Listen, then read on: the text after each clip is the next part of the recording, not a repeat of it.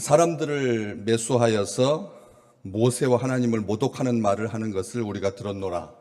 이렇게 하라고 그 입에다가 백성과 장로와 서기관들을 충동시켜 와서 잡아가지고 공회에 이르러서 거짓 증인들을 세우는 그런 일들이 나쁜 표현으로 자행되고 있습니다.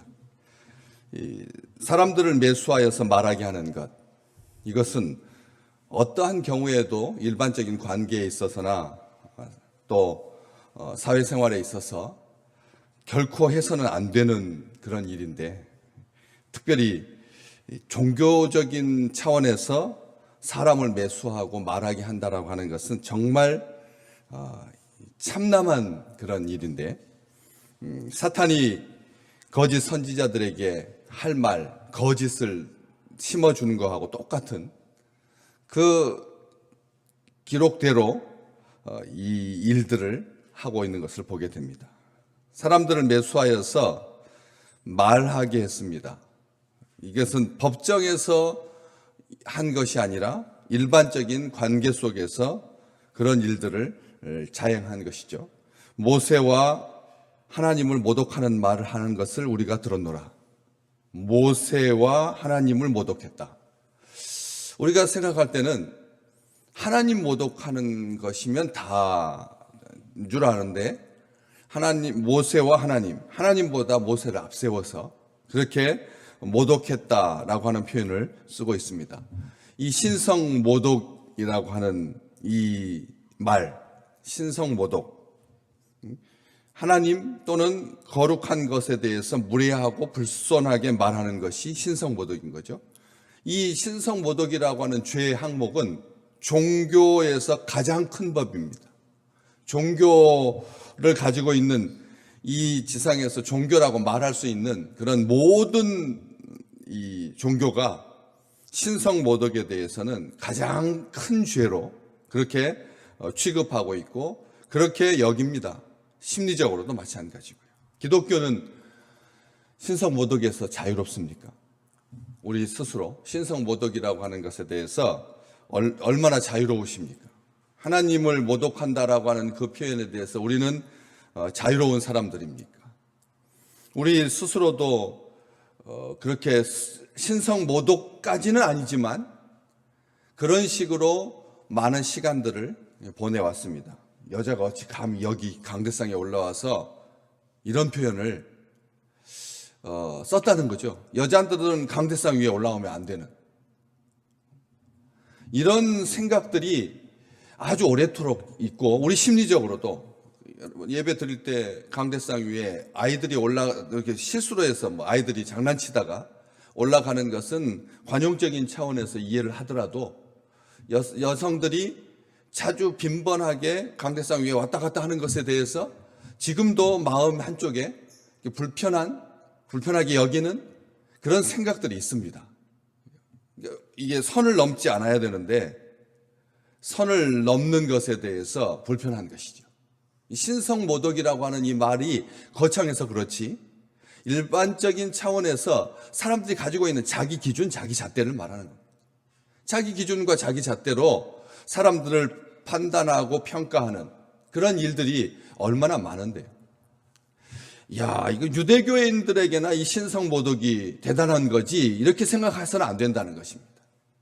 우리의 삶 가운데 아주 깊숙하게 침투되어 있는 자기 기준과 자기 잣대, 이것으로 말미암는 편견들, 선입관들 얼마나 만연해 있는지 모릅니다. 말투에도 그렇고 또 그냥 감정에도 그렇고요. 이렇게 녹아들어가 있는 것이 신성 모독일 것입니다. 얼마나 인류의 역사에 있어서 신성 모독이라고 하는 이름으로, 죄명으로 얼마나 많은 사람들이 처참하게 죽었는지 모릅니다.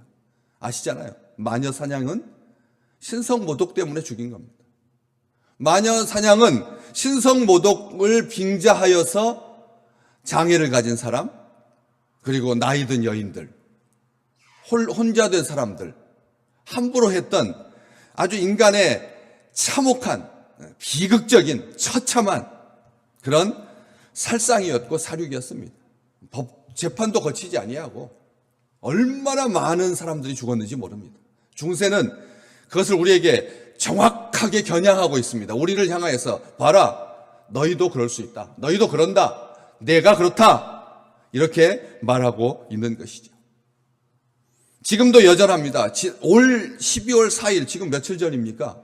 아직 한 달도 되기 전에 파키스탄에서 신성 모독하는 스리랑카 이 감독, 스리랑카 지배인, 공장에 스리랑카 지배인이 신성 모독했다고 해서 집단 폭행하고 불태워 죽였습니다. 파키스탄인들이. 극렬하게 일어나서 끔찍한 사건이 발생했습니다. 이달에 발생한 겁니다. 지금 현재 진행 중이라니까요.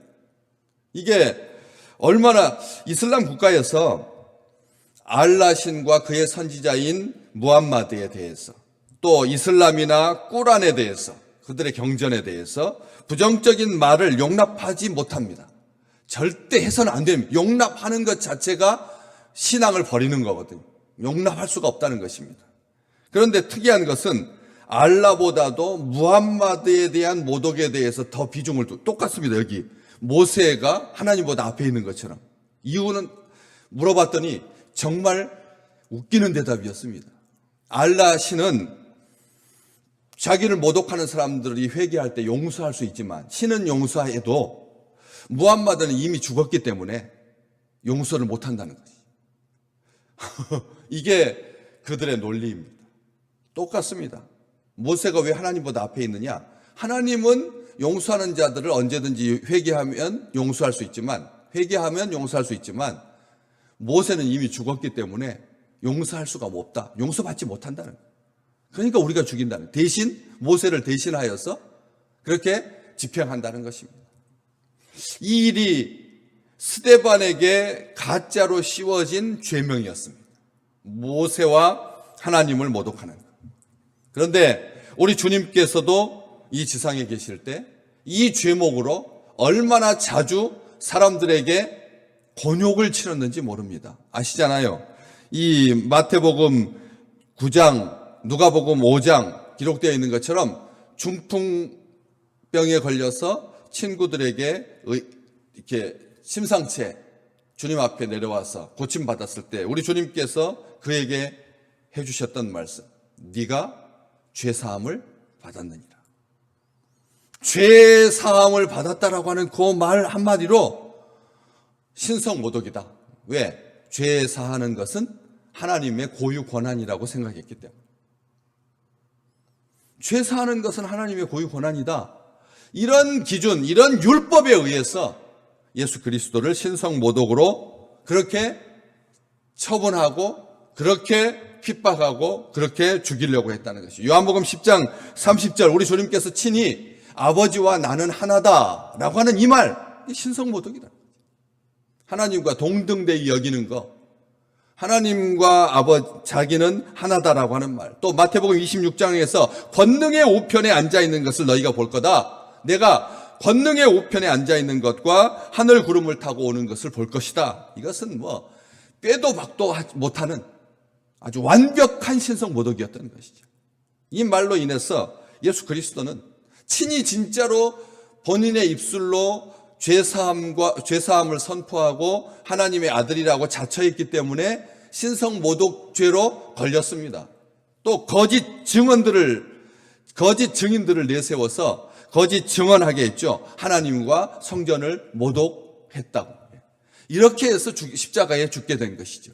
거짓 증언. 우리 주님께서 그러지 않았는데 거짓된 증인들을 세워가지고 거짓 증언함으로 말미암아 우리 주님께서 십자가를 질 수밖에 없었던 그런 신성모독죄인 것이죠. 그런 이 신성모독을 빌미로 해서 사람들을 충동시킵니다. 백성과 장로와 서기관들을 충동시켜 와서 잡아가지고 공회에 이르러서 거짓 증인들을 세웁니다. 사람들을 매수하여서. 그래서 하는 신성모독의 내용이 12절과 13절에 기록되어 있죠. 13절 거짓 증인들을 세워서 뭐라고 합니까? 이 사람이 이 거룩한 곳과 율법을 거슬러 말하기를 맞이 아니하는도다. 신성모독의 죄명, 모세와 하나님을 모독하는 말을 우리가 들었는데 그 모독하는 말의 내용이 뭐냐면 이 사람이 거룩한 곳과 율법을 거슬러 말하기를 마지 아니하였어. 스데반이 거룩한 곳과 율법을 거슬러 말했다는 것이죠. 거룩한 곳은 처음에는 모세와 하나님을 모독했다라고 되어 있는데, 실제로 이 스데반이 거룩한 곳과 율법을 거슬렀다. 다시 말하면 죄목은 딱 두 가지입니다. 율법과 거룩한 곳, 거룩한 것과 율법. 거룩한 곳은 성전이고 율법은 모세의 율법이고. 그래서 하나님을 거슬러 모독했다라고 하는 말은 하나님이 임재하시는 장소인 성전을 모독하는 것까지 다 포함되어서 하나님을 어떻게 모독할 수가 있겠습니까? 신을 모독한다라고 하는 말이 그냥 하늘에 있을 법한 곳에다가 손가락질하고 삿대질하는 것이 모독할 수가 있겠습니까? 그게 모독이 되겠습니까? 그러니까 사람들이 모독죄로 주로 거는 이것은 하나님과 관련된 물건입니다.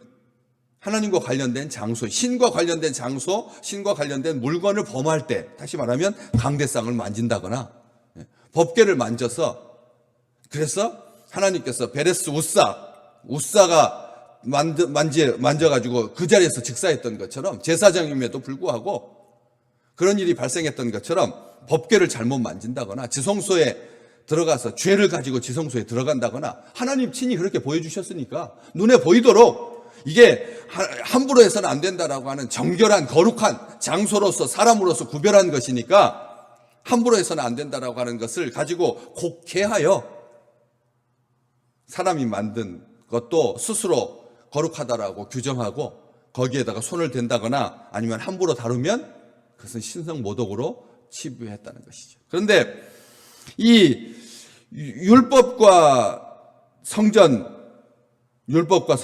이것은 이스라엘 백성들에게, 특별하게 골수분자들에게, 유대인들에게 이것은 선민의식의 기초입니다. 율법과 성소는 선민의식의 기초가 됩니다. 율법은 온 지구상에서 하나님은 이스라엘 백성들에게만 율법을 주셨다. 이스라엘 백성들에게만 율법을 주셨다라고 하는 요 생각. 또 하나는 하나님의 집, 성소는 하나님께서 유대인들과 함께하기 위해서, 히브리인과 함께하기 위해서, 이스라엘 백성들과 함께하기 위해서, 자기 사람들과 함께하기 위해서 주신 귀한 선물이고, 그리고 은혜의 장소다.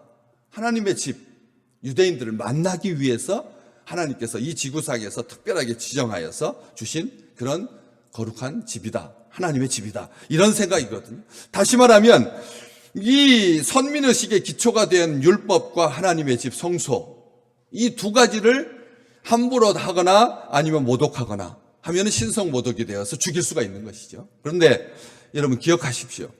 우리 신앙의 기초가 되는 하나님의 말씀, 그리고 우리가 신앙생활하는 공간인 교회, 이것에 대해서 우리가 하나님의 백성이라고 하는 기초와 자부심으로서 우리가 가지고 계시는지요. 하나님의 말씀은 하나님의 백성들에게 주시는 하나님의 귀한 은혜의 말씀이고 약속이고 생명의 말씀이고 우리를 구원하신 말씀이고 복음이며 예수 그리스도이고, 그래서 하나님의 말씀을 들을 때 우리의 심령이 소생하고 하나님의 나라를 그렇게 온전하게 기뻐할 수 있는 축복의 통로라고 하는 것 우리가 다 아는데도, 이게 잘못된 판단의 기준이 되면 이걸로 사람들을 구별하는, 너희는 하나님의 말씀을 들을 수 없는 자, 우리만 듣는다 라고 했을 때 이게 사뭇 달라지게 되는 거지.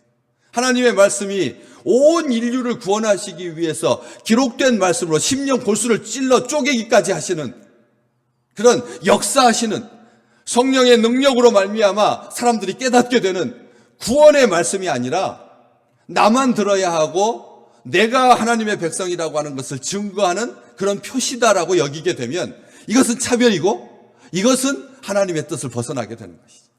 하나님의 말씀은 만민이 들을 수 있도록, 그렇지 않았기 때문에 종교개혁이 나온 거 아닙니까?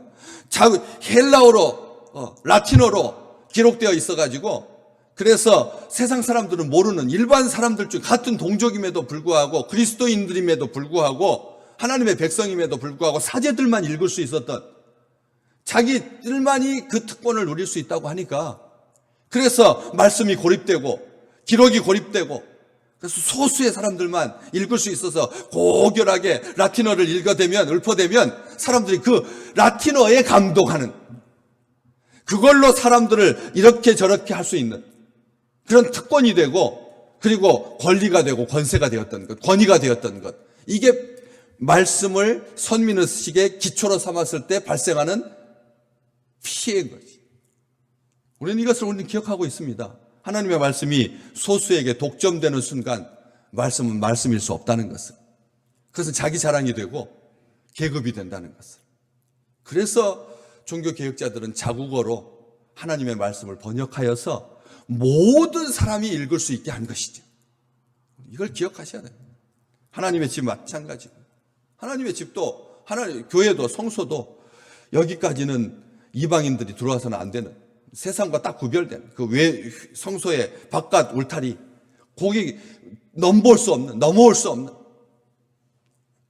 그래도 여기까지는 들어올 수 있는 이방인의 뜰, 여기까지는 여자들만 들어오고, 여기까지는 일반 이스라엘 백성들이 들어오고, 여기는 제사장이 들어오고, 여기는 대제사장만 들어온. 우리가 하나님의 집을 갖고 사람을 구별하기 시작하면, 아마 이렇게 줄 세운다면 지금도 얼마든지 세울 수 있습니다. 얼마든지 세울 수 있습니다. 세례 받은 자, 못 받은 자, 직분 있는 자, 없는 자, 중직자, 아니면 설인가, 장로인가, 목사인가, 이렇게 줄 세워가지고 성소를, 하나님의 집을, 교회를 들어올 수 있는 영역을 딱 표시해가지고 파란색, 빨간색, 녹색, 이런 식으로 구별해 놓으면 지금도 얼마든지 할 수 있습니다. 하려고만 친다면요, 얼마든지 할 수 있죠. 이게 얼마나 많은 사람들을 비참하게 만드는 것인지. 하나님의 뜻이 아닌데 사람들이 하나님은 그렇게 말하지 않았거든. 그렇게 말하지 않았습니다. 거룩한 것과 거룩하지 않은 것, 이것을 가지고 하나님께서 경계를 두고 구별하셔서 거룩하지 못한 자가 거룩한 곳에 서게 되면 죽는다라고 하는 것을, 거룩한 곳을 들어올 수 없다라고 하는 것을 말씀하신 이유는 죄사함 받고 씻음 받아서 하나님께 나올 수 있도록 그렇게 말씀하신 것이지, 세상과 벽을 세워가지고 스스로를 높은 곳에 자처하는, 높은 곳에 있다고 자처하는 그런 일이 발생하지 아니하도록 하나님께서 구별하신 것. 율법의 본질이 무엇입니까? 율법의 본질은 율법의 목적은 무엇인가요? 하나님의 말씀의 목적이 무엇입니까? 생명을 주기 위해서 아닙니까? 하나님을 사랑하고 하나님을 경외하고 죄가 무엇인지 깨닫고, 율법을 주신 목적은 분명합니다. 자기들은 죄인이기 때문에, 그래서 죄를 가지고 무죄한, 거룩하신, 영원하신 한 분 하나님 앞에 나올 수 없다, 이것을 보여주기 위해서. 그렇지만 율법으로는 의롭다함을 얻지 못하게 되는 것이죠. 율법 가지고 구원을 받을 수 없다는 것. 그래서 그것을 완성시키기 위해서 우리 주 예수 그리스도께서 우리에게 오신 건데요. 율법을 완성하기 위해서 우리에게 오신 것입니다. 바울은 분명하게 율법을 규정합니다. 범법함으로, 인간이 범죄함으로 더해진 것이지, 율법이 하나님께서부터 처음부터 율법을 계획하신 것 아니라, 사람들이 죄를 짓기 때문에 더해진 것일 뿐이다, 이 생각을 분명히 합니다. 그래서 율법이 죄로부터 우리를 지켜주는, 죄의 경계를 분명하게 보여줘서 넘어가지 않게 하는 우리의 울타리 장치를 하는, 울타리의 역할을 하는 것이지, 그래서 초등학생을 인도하는 그런 선생님과 같이 그렇게 몽학 선생으로 사람들이 깨닫지 못하니까 이것은 죄다, 이것은 죄가 아니다 알려주려고 하나님께서 율법을 기록하게 하신 거다 분명하게 말하고 있는 것이죠. 율법은 하나님의 뜻과 하나님의 성품을 분명하게 반영하고 있습니다. 우리 주님께서 율법을 폐하지 않으셨습니다. 율법을 던져버리지 않으셨습니다. 하나님의 성품을 반영하고 있기 때문에 그 법조항에서 사람들이 가지고 있는 그 인권을 존중하고자 하는 헌법 조문이 가지고 있는 모든 국민들은 종교와 집회와 결사의 자유가 있다, 이동의 자유가 있다, 자기 집을 소유해야 된다 라고 하는 국방의 의무를 가진다, 납세의 의무를 가진다, 이렇게 규정하고 있는 것처럼 대한민국 국민으로서 가져야 할 모든 자격과 그리고 특권과 의무를 다 포함하듯이 율법은 우리를 죽이기 위해서 하나님께서 허락하신 것이 아니라 우리를 보호하고 우리를 사랑하기 위해서 하나님께서 주신 것이다. 눈 똑바로 뜨고 하나님의 말씀을 제대로 직시해라. 왜 우리에게 구약을 아직까지 남겨두었느냐? 하나님의 뜻을 알 수 있도록. 죄사함이라고 하는 것이 어떤 의미이고 아들을 왜 죽여야지만 구원받을 수 있었는지 보여주는 놀라운 은총의 통로가 되시기를 주의 이름으로 축복합니다. 하나님의 말씀은 그런 것이죠. 말씀으로 구원받는 것입니다. 하나님의 은혜로 구원받는 것이죠. 그래서 그 말씀을 우리가 사모하는 이유는 한 가지입니다. 하나님의 성품을, 하나님의 거룩하신 의도를, 하나님의 거룩하신 뜻을, 하나님의 은혜가 무엇으로 말미암는지를 알게 되는 그런 기초가 되기 때문에 우리가 하나님의 말씀을 사랑하고 주의 성소를 기뻐하는 그런 놀라운 축복을 날마다 누리시기를 주의 이름으로 축복합니다.